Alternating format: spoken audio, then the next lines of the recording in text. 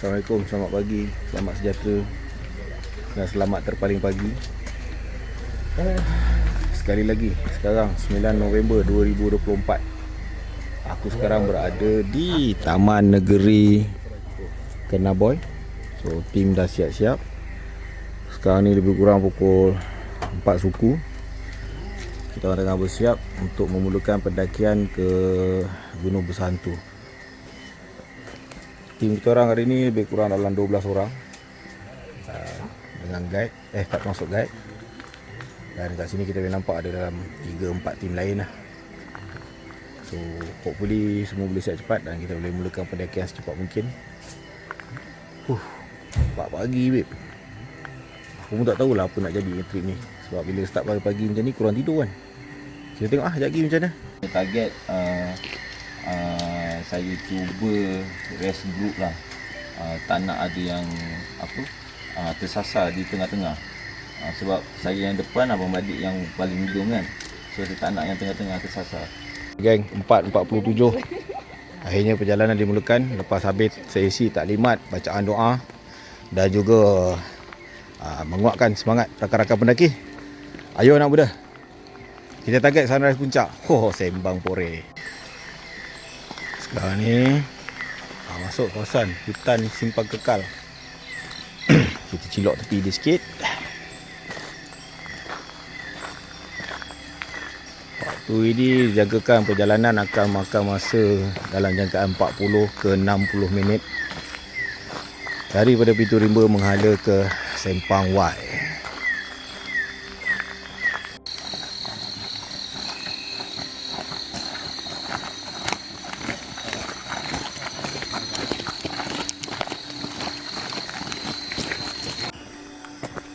Lebih kurang lepas 30 minit perjalanan, kita dah sampai ke Sempang Y. Lupa nak shoot tadi kat Sempang Y.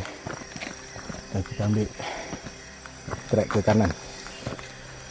Sekarang perjalanan diteruskan menuju ke Sungai Kering. Anggaran awal dari Sempang Y ke Sungai Kering adalah 1 jam. Tadi lebih kurang 5.27. Mungkin dalam 6.20, 6.30 kita akan sampai ke Sungai Kering.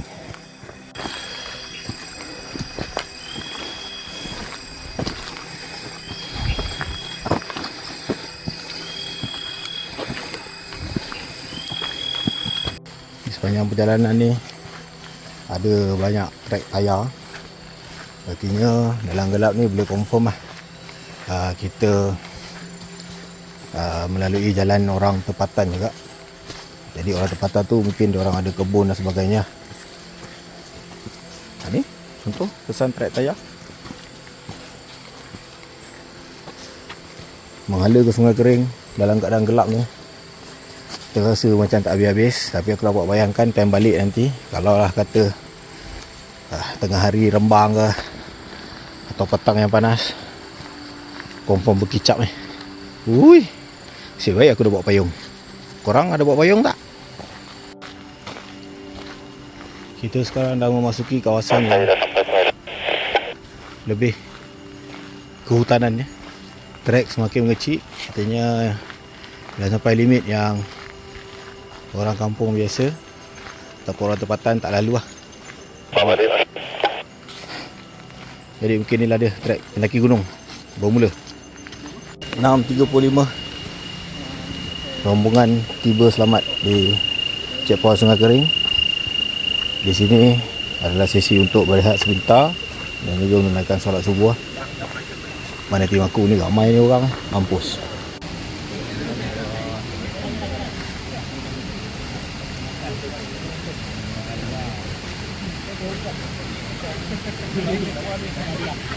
Okay gang, sekarang pukul 7.08 minit. Lepas serta subuh, serta rehat, ada yang power nap kejap sebab tak cukup tidur. Kita meneruskan perjalanan. Dan buat macam ni, grup kami adalah grup paling belakang sekali lah. Tapi tak adalah belakang mana pun, selisih dengan orang depan tu, dia baru gerak tak ada 5 minit pun. Perjalanan kini diteruskan daripada Sungai Kering nak menghala ke Camp Orchid.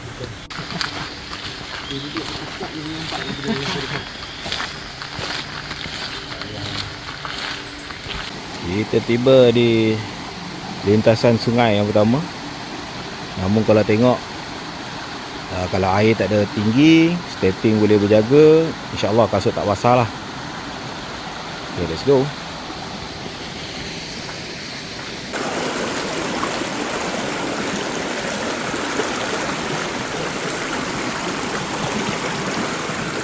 Okay, gagal. Kasut aku basah. No, tunggu dia bagi. Baca.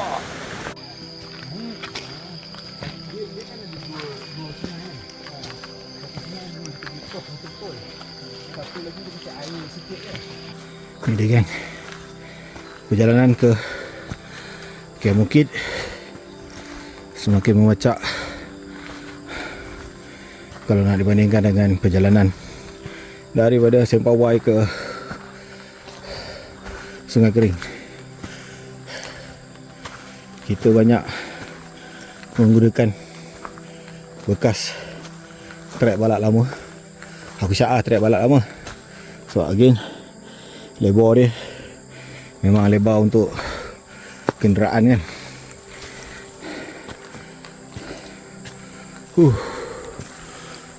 Berasa wek.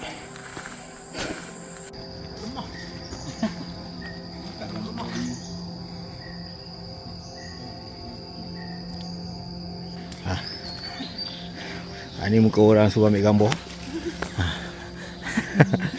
Hari ni dia sengaja pakai baju kemeja sebab dia cakap masa gunung kita dah pakai baju lain. Okay, kita ambil gambar dia orang. Satu, dua. Tak entik. Sekejap. 0.5. Dekat sikit. Jalan dekat sikit. Tu.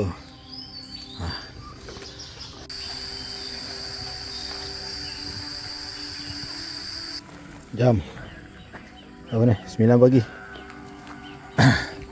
Akhirnya tiba di Camp Orchid. So geng-geng depan dia orang dah lama sampai, dia orang dah rehat lama lah. So pengalaman aku dulu, aku set up fly kat sini. Kita orang tidur, lepas tu tim kedua kat sini. Kat sini lah perempuan tu kena rasuk. Cik. Tapi betul-betul dulu masa buat 2 hari semalam, ada tim sebelah kena rasuk. Malam ni dengar. Malam. Ini antara hotspot bergambar kenang-kenangan di Camp Orchid. Tim belakang ambil gambar dulu, aku tengah cari tim depan pula. So view kat Camp Orchid ni memang function lah. Ni squad rimau kumbang. Squad rimau kumbang kami telah pun pisang menunggu lama. Ada Orchid. Ni tim dah tengah siap-siap. Tapi aku nak pergi isi air. Sebab nanti kat puncak kononnya nak masak air lah. So dekat Camp Orchid ni dia ada water point.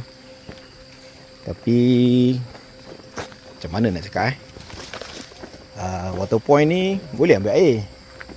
Cumanya tak recommended untuk ambil air. Bukan sebab airnya kotor, tapi sebab jarang dah orang ambil air. Jadi dikabarkan jalan dia agak licin lah. So kalau nak ambil air boleh, kena ingat-ingat. So ni dia trek situ menuju puncak Gemilang Cahaya. Itu Wak Alip The Point. Okay, let's go.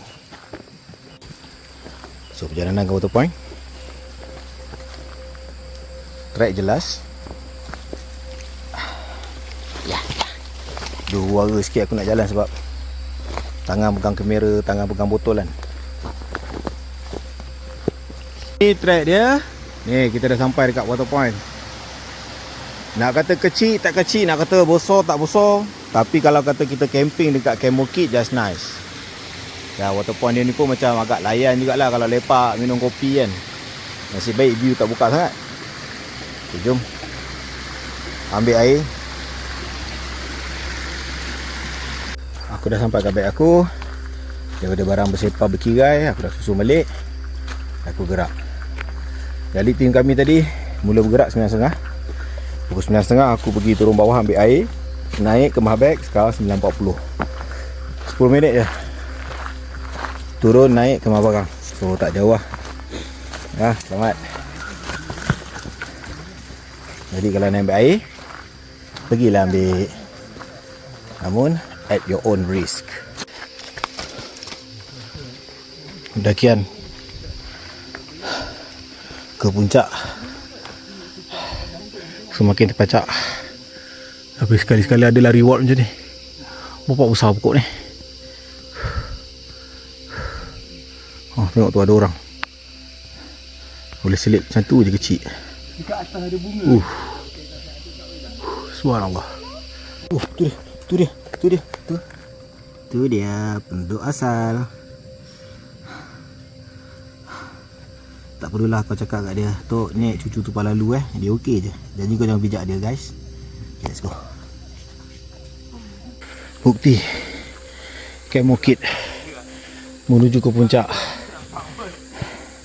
Seteruk mana? Korang nilaikanlah sendiri. Ni bukan orang paling depan pun, orang depan aku je. Oh my god.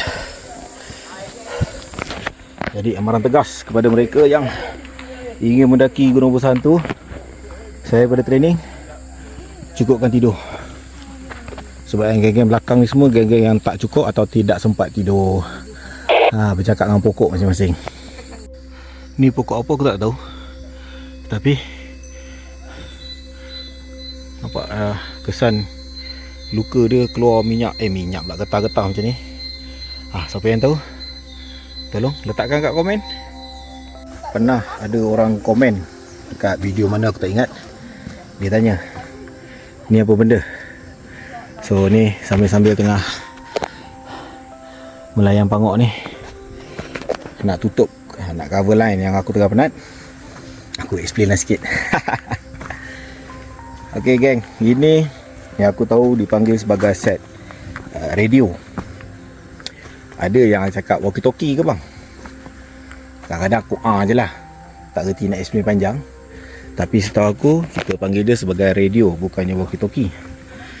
Ke memang walkie-talkie? Yang ni minta geng-geng radio tolong jawabkan lah.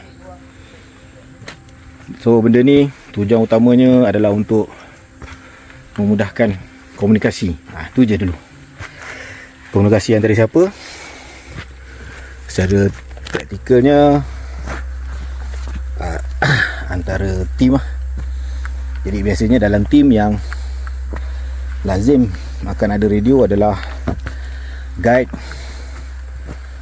crew. Guide, crew tu termasuklah organizer sekali. Guide tu termasuklah guide depan, guide tengah, sweeper kan. Sebab dalam hutan ni mana nak ada line. Jadi memudahkan pemberian update pasukan tentang lokasi masing-masing, lokasi terkini. Dan dia sangat berguna apabila berlaku kecemasan. Contoh, andai kata ada injuries, dapat memberi makluman kepada mereka yang mempunyai advance first aid kit untuk beri bantuan. Ataupun andai kata ada masalah penting macam kehilangan peserta, maka dapat menyampaikan info kepada tim depan untuk berhenti bagi menjalankan operasi mencari. Dengan radio ni juga, lead guide ataupun ketua pasukan dapat membuat perancangan yang lebih teliti, rapi dan tepat dari sudut masa ketibaan. Contoh, point A to point B, orang depan meninggalkan 20 minit. Jadi point B to point C mungkin dia dikira sepatutnya dalam lingkungan 20 minit. Tapi kalau makin lama, dia akan mendapatkan update daripada tim belakang lokasi semasa, supaya dia dapat anggarkan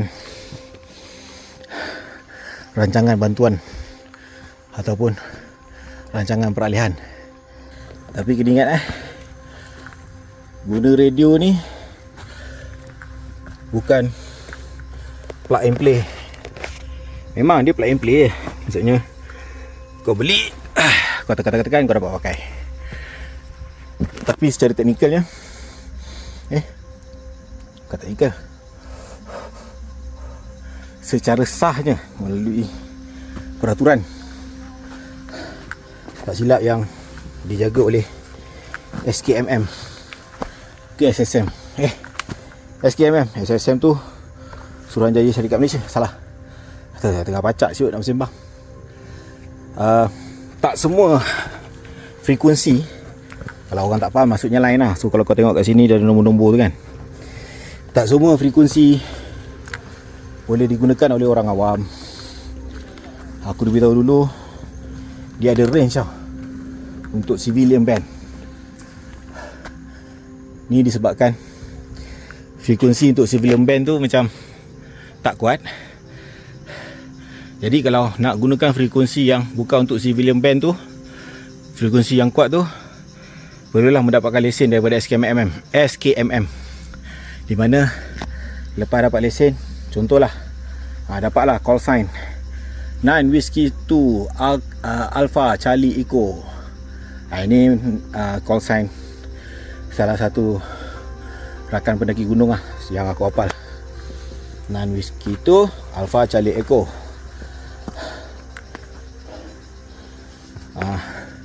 Dan call sign ni pun dia menarik juga, sebab radio amatur ni dia merupakan salah satu cabang hobi yang makin rare kat Malaysia. Sebab contoh bermula dengan 9 Whiskey tu, dia ada macam level 9 Whiskey tu kira B2. Dia ada level B4, B full. Kalau macam B full tu yang aku tahu macam dia akan tukar kod dia kepada, contohlah kalau dia dah apply kan, daripada 9 Whiskey 2 Alpha Charlie Echo, dia tukar kepada 9 Mike 2 Alpha Charlie Echo. Dan pernah aku bersembang pasal radio ni dengan Cik Din, owner Gear Revo. Dia terangkan antara permainan radio ni, permainan antara anggaplah permainan, aku tak tahu ayat betul dia apa. Tengah pacak tu, janganlah kau suruh aku explain dengan ayat betul. Aku boleh cakap apa yang lebih kurang dalam kepala otak aku.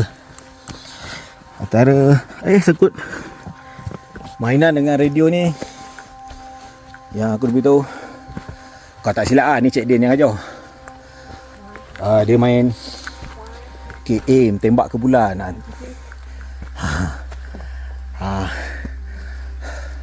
Tapi tu mungkin geng radio faham kot.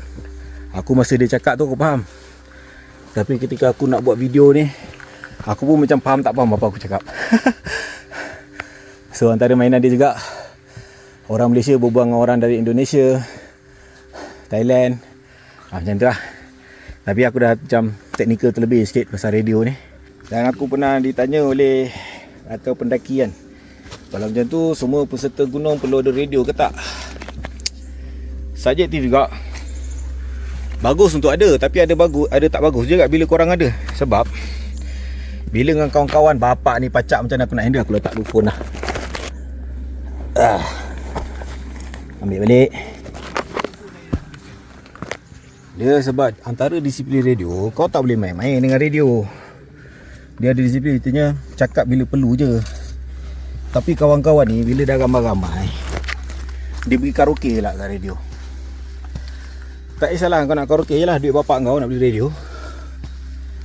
Tapi masalahnya bila kau berkaraoke, kau buat sesuatu yang tidak berfaedah dalam frekuensi tu, yang kebetulan orang nak gunakan frekuensi tu dalam keadaan kecemasan, tak kewalap namanya. Gitulah idea dia kan. Okay. Macam tak bebek. Nak balik. Balik jom. Halo, balik jom.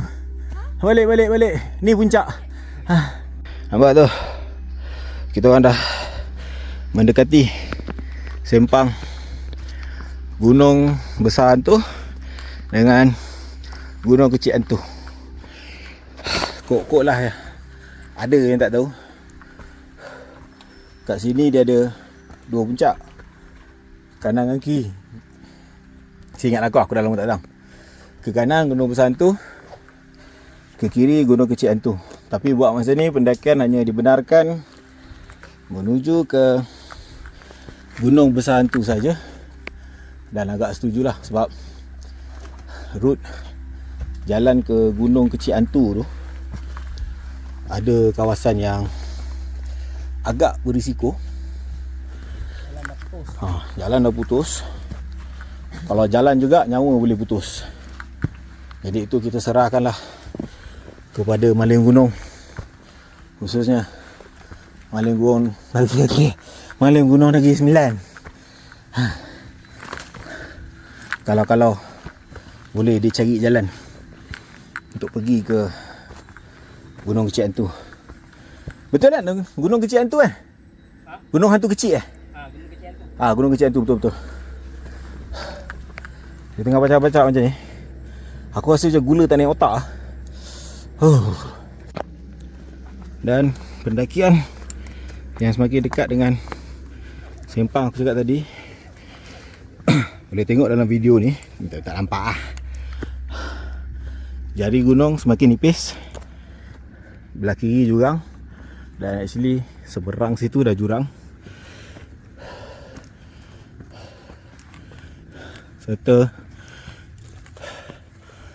bentuk muka bumi berubah tu, serta spesies pokok yang dah berlainan lah. Cumanya jangan tanya aku lah, yang ni dik terokap atas ke dik terokap bawah ke. Belajar tak pandai. Sorry. Yang aku tahu pokok dia lain. Tak cari tanya akak ni. Lain. Akak tu kata lain. Akak ni pun kata lain kan? Dia pun kata lain.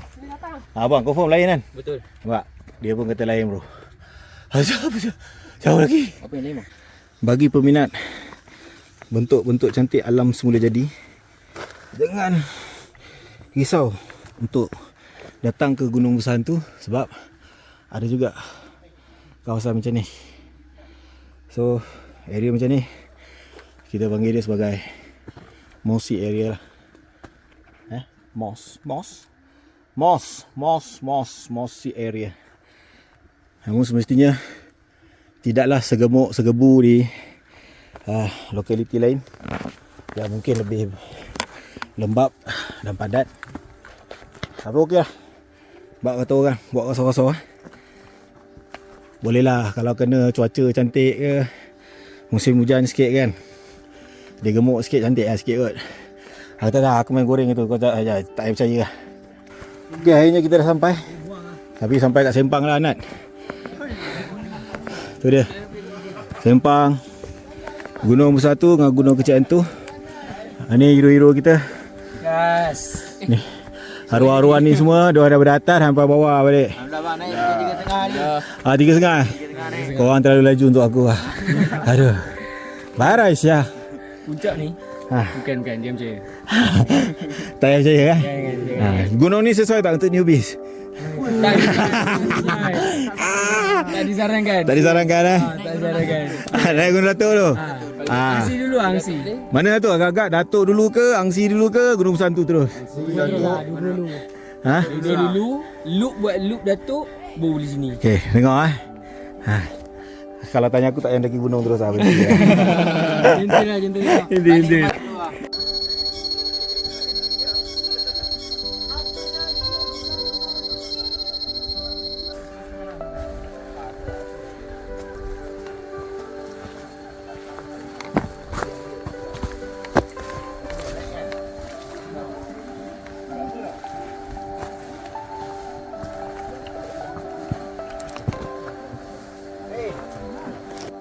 Perjalanan daripada Sempang JKH ke puncak GBH ni jauh lebih mesra alam lah berbanding dengan ketika daripada Kem Bukit menuju ke Sempang JKH.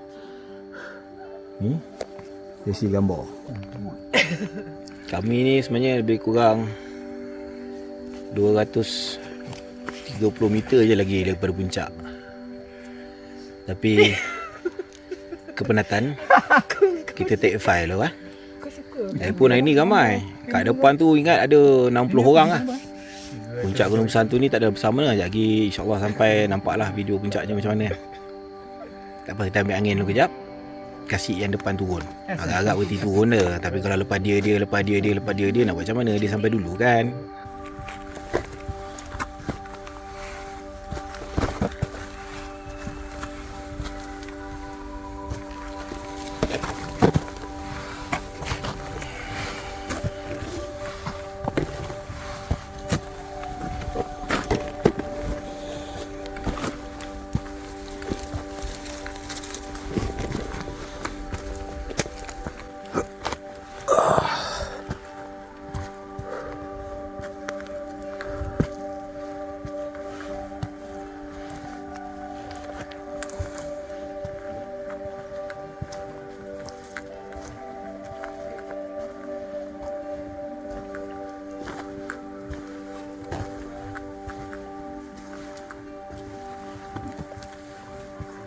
Ada collab dengan ni kan? Dengan TTSN lah? Belum lagi. Belum lagi. Sebelah 58. So basically ini muka-muka dah dekat setengah jam sampai. Tapi ni bukan puncak. Tu puncak tapi sebab ramai sangat. Kami bersepah-sepah kejap lah. Tapi ada satu grup besar tengah turun. So lepas ni kita belah naik lepak kat atas. Okay. So officially dah kira sampai lah ni. Terpaling sampai lah tu. Tahniah. Dah. So sampai puncak kita nak buat apa? Kita buat bodoh dulu, ambil angin. Mana pot? Dah lama lah kenal. Kau pegang lah cepat. Felda kat mana? Mana pot? Oh no, tersisih. Ya. Khabar? Baik. Sekarang ni sesi lepak dulu. Sambil tu panaskan air jap. Sekejap lagi kita akan buat air oleh tukang air kita. Dia plan nak buat kopi. Nasib baiklah dia buat kopi, babe. Kalau tak memang aku minum air panas kosong je hari ni. Lepas puas bergambar di puncak, kita pun terus mulakan perjalanan turun. Tim depan 110 mula bergerak. Yang belakang oneng-oneng sikit 120 mula bergerak. Masih lagi kita berselisih dengan pendaki yang naik. Tapi diorang dah nak sampai puncak akhirnya kan. Apa yang gadisku menunggu. Ini dia. Turun lagi. Lagi. Daripada Sempang, Gunung Besar Hantu, Gunung Kecil Hantu, menghala ke Camp Orchid. Darjah dia agak menjunam. Jadi kita highly recommend lah kepada pendaki untuk beringat dengan pace. Sebab takut kalau laju sangat kena ada hari licin, tergelincir naya. Macam ni lah geng kelajuan pace kita ketika menurun. Pelan-pelan gayuh. Selalu orang cakap aku laju. Orang yang tak kenal dia ingat aku laju. Macam ni lah stepping aku turun Gunung Besar Hantu. Macam ni punya gaya kau nak suruh aku jadi guide. Enak je. Ini pun bagi aku dah laju lah ni. Bersepah-sepah perut mak dia buatnya nak.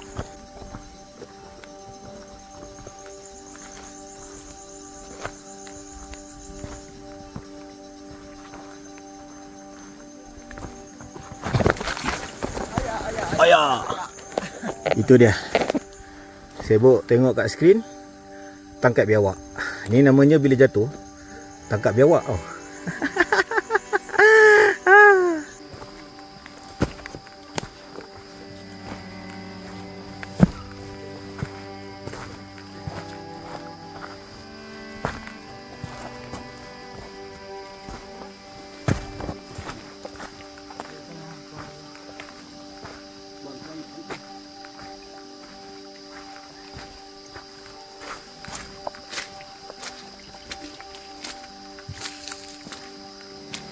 Kalau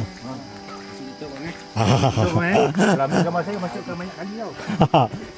Confirm FYP kau punya. 39. Kita dah sampai dekat Camp Orchid. Ni dekat tempat water point tu. Kaki dia terasa. Kami tak lepak betul-betul dekat Camp Orchid sana sebab sana terdedah. Tak ada canopy. Confirm panas belenting meh. Jadi kat sini ni at least ada canopy sikit, kurang lah. 2.52 usai Zuhur, kita teruskan perjalanan menuju ke Sungai Kering. Sekarang ni kalau kau tengok ada bagai yang putus-putus tu basically Sungai Kering lah. Lebih kurang jarak dalam dia punya jarak tembak tegak 500 meter, campur dia belok-belok tu aku ingat mau 700. 700 meter, dekat lah. Tapi Sungai Kering bukanlah perakhirannya. Kita masih ada Simpang Y dan juga Pintu Rimba. Kita pun bawa berapa kilo kat tu. Tapi tak apa, hidup jago perlu tabah. Benda menghampiri Sungai Kering kan ada satu sungai tu. So ramai yang relax sekejap sebelum meneruskan perjalanan. Tak ada hal, pelan-pelan kayu. Pukul 4 9 minit perjalanan diteruskan. Ini aku rasa lah kan, sebab dah lepak lama dekat sungai ni. Tak lepak kot lama kat Sungai Kering tu. Tapi tak tahulah, tengok tim macam mana.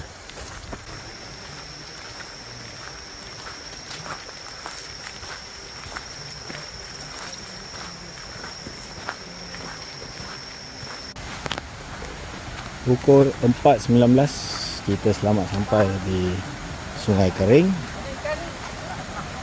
Ramai agak tengah melepak-melepak, tempat-tempat air sikit sebab sekejap lagi 5 km yang panjang. No.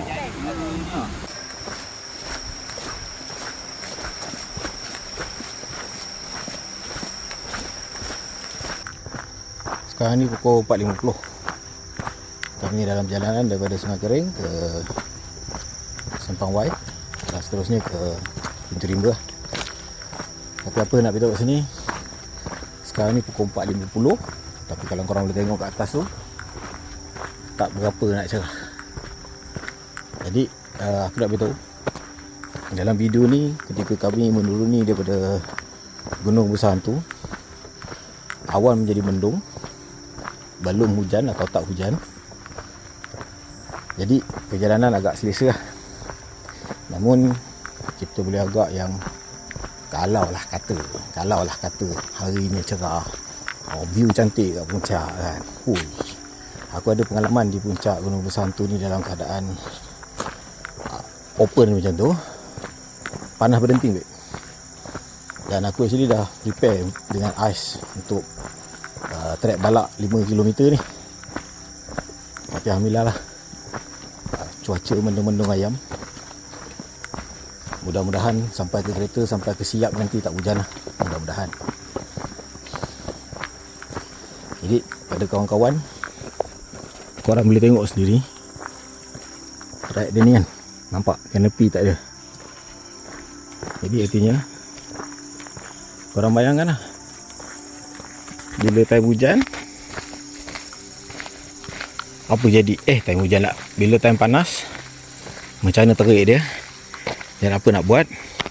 Mungkin tak ada idea aku, bawa payung.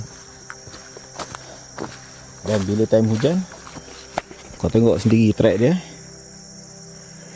Dan kau boleh agak, kalau kena hujan, kasut yang dipakai tak bersesuaian, dijamin berkicap lah. Atau bahasa lainnya kita cakap, berjoget lah on track.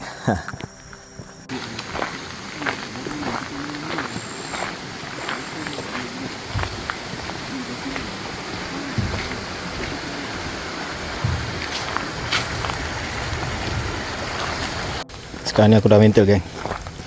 Tengok, meniti setiap meter. Aduh, gila nak sampai. Tapi yang penting, view is awesome. Dia dekat tapi jauh. Dia dekat Tapi jauh. Aku kira, aku count down. 72, 71. Ajar jauh lagi tu. Okey. Rasminya. Baik. Wah. 5.51 petang. Last man group sampai ke starting point. Nah, ini akhirlah ekspedisi kita secara rasminya. Sekarang ke cabaran seterusnya iaitu mandi. Kena mandi, kalau tak nanti bini aku bising. 6.29. Aku dah siap mandi. Geng-geng pun macam tu dah siap. Ada beberapa orang lagi yang belum. So what's my take about Gunung Besar Hantu? Pendapat aku, Gunung Besar Hantu ni dia tak susah sangat. Bolehlah dibuat. Dan memang logik lah tentatif yang diberikan. Start pukul 4 pagi, habis dah pukul 4, 5, 6 petang. Itu dengan andaian tak ada injuries lah. Dan juga perlahan adalah perlahan biasa. Maksudnya zaman sekarang ni punya timing memang macam tu lah. Jadi yang kepada newbies, ni bukannya untuk newbies yang orang baru tau. Maksudnya newbies in term of physical fitness, aku tak recommend sangat Gunung Besar Hantu ni. Dan kalau korang nak buat, sila pastikan korang set up cut off time supaya untuk mengelakkan korang trekking waktu malam. Dia bukan apa, trekking waktu malam ni akan merosakkan pengalaman pendakian kau. Dan kau akan rasakan gunung tu susah sangat. Sebenarnya yang susah tu kau, susah nak cakap, tak faham bahasa kan. Suruh training tak nak. Kau rasa? Jadi dia canak dia tu tak adalah banyak, tapi kebetulan dia jauh lah. Jadi my take, dia punya cabaran yang buang masa dia adalah jalan balak dia lah. 5 km makan masa kalau orang biasa 1 hingga 2 jam. So benda tu satu hala, pergi balik hilanglah 2 hingga 4 jam. Jadi kalau satu hari tu kau nak trekking waktu siang 12 jam, kau berbaki masa 8 jam saja untuk naik dan turun. Untuk orang fitness biasa tak ada masalah. Tapi kalau untuk orang yang newbies dalam fitness, bukan newbies dalam gunung, newbies dalam fitness, memang bermasalah. Kenapa newbie dalam gunung tak ada masalah? Sebab trek dia tidaklah terlalu teknikal. Buat masa ni lah, ikut tarikh aku datang ni, bagi aku trek dia tak terlalu teknikal. Jadi korang yang pengalaman kurang dalam gunung pun memang boleh buat, insyaAllah. Namun semestinya kena ingat, cabaran di gunung akan bertukar apabila cuaca menjadi panas ataupun hujan selebat-lebatnya. Itu akan mengubah landscape pendakian korang lah. Overall, aku highly recommend untuk orang datang ke sini. Walaupun buat masa ni tidak diwajibkan untuk penggunaan malin gunung perhutanan, tapi kalau kau tanya aku, gunakanlah kan. Nama pun support lokal, betul. Tapi ikutlah, ini masing-masing, pendirian masing-masing. Kalau nak murah, buat sendiri, guide sendiri. Tapi kalau ada jiwa support lokalnya tu, gunakanlah malin gunung tempatan, malin gunung perhutanan lah. Sebab orang ni kebanyakannya orang tempatan. Dan pentingnya guna MGP ni sebab dia mewujudkan satu simbiosis lah. Lebih kurang gitulah ayatnya, di mana apabila mereka menjadi stakeholder kepada Gunung Besar Hantu, banyak lagi usaha-usaha konservasi boleh dijalankan. Itu je. Ni tengah cakap siapa yang buat trip murah ni kan, dia tak buat konservasi mana pun. Bukannya tak buat mana pun. Tapi kalau MGP ni kebanyakannya akan menggerakkan lah konservasi ni sebab dia manusia ada kepentingan, dia akan usaha lah. Aku bukan nak kata dia orang tu kapitalis ke apa, tapi kita manusia kan memang bersikap macam tu. Aku dah sembang politik lain pula. Okay guys, jemput datang ke Gunung Besar Hantu. Kalau boleh jangan kontak aku untuk jadi guide, tapi kalau korang nak aku organisekan trip untuk korang, kita buat dia. Ciao.